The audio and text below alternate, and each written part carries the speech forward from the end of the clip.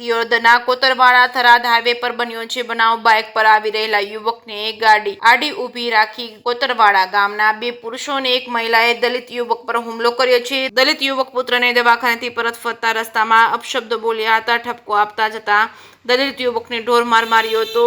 ખાજાભાઈ પરમાર નામના યુવકને કોતરવાડાના ગામના 3 શખ્સોએ માર માર્યો છે। આરોપી માતા પિતા અને પુત્રએ દલિત યુવક પર ધોકા લાકડીઓથી માર માર્યાની ઘટના સામે આવી છે। કોતરવાડાના નિકુલ ઠાકોર અને સુબા ઠાકોર અને પ્રેમા ઠાકોરે યુવકને ઢોર માર મારતા યુવકને ખાનગી વાહન દ્વારા રેફરલ હોસ્પિટલમાં સારવાર અર્થે ખસેડવામાં આવ્યું છે। દિયોદર પોલીસ ઘટનાસ્થળે દોડી આવી રેફરલ હોસ્પિટલ ખાતે યુવકનું નિવેદન લઈ તપાસ આરંભી છે। યુવકને વધુ સારવાર અર્થે પાટણ ધારપુર ખાતે ખસેડવામાં આવ્યા છે। કેસિંગ ગુજરાતી સાથે ભરત ઠક્કર ડીસા।